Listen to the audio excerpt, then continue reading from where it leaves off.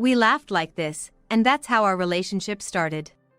After dating for about a year, Mike proposed to me, and thinking I'd finally have a family, I happily agreed. I was a bit excited and hopeful about living in a suburban house with my in-laws. Emily, I heard you used to help your dad with household chores when you were young. What a wonderful girl. I bet you're great at cooking too. My mother-in-law said this gently when I visited to greet them before marriage. Raised in a single-father home and having tough memories from the facility, I thought about living with my in-laws, being filial to my mother-in-law, and sometimes seeking her comfort. It was a relief when she said she would receive my belongings at the in-laws' house after I moved out of my apartment 3 days after the wedding. At 9 a.m., the moving truck arrived, and my few belongings were quickly loaded into a small truck. After cleaning the apartment and checking the utilities, I finished the necessary paperwork at the office and headed to my in-laws' house with high spirits. It was a weekday, and I had taken a day off for the move. When I arrived, I noticed some of my boxes were already unpacked. Thanks for starting to organize my things. But then, unbelievable words came back. You're just after a property, aren't you? The proof is that there's hardly anything of value in your stuff.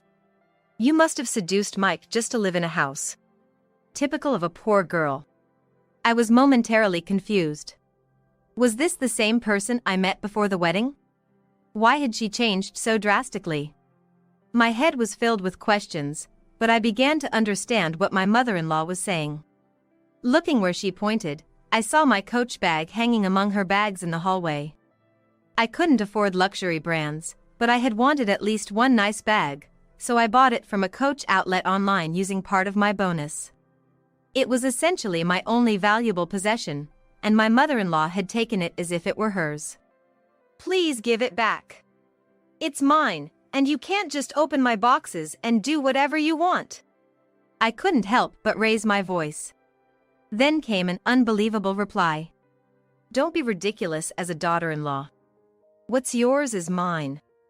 More importantly, living in a house means cleaning inside and out, so I need to teach you.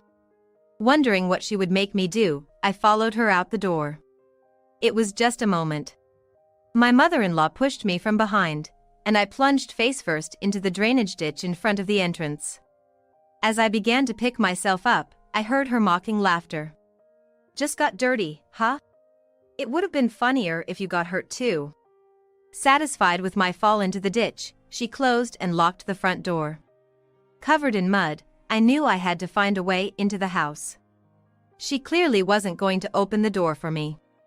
Knowing she would interfere by any means if she realized I wanted to get inside, I quietly entered the property and headed to the southern side where the garden was. Just then, my mother-in-law was putting away bedding, so I pressed myself against the western wall and waited. The dirty water was seeping into my clothes, making me cold, and I felt a sneeze coming on. But I couldn't give up now, so I desperately held it back. When it seemed like she had finished with the bedding, I moved to a window on the south side. As I thought, she had left the window unlocked, planning to lock it after putting away the bedding. I entered the house through there and hurried to the bathroom. I quickly stripped off my muddy clothes, rummaged through a cardboard box for a bath towel and bathrobe, and started showering. But a few minutes into my shower, my mother-in-law began pounding on the bathroom door. You pay before you use a bath. Don't use someone else's bathroom without permission.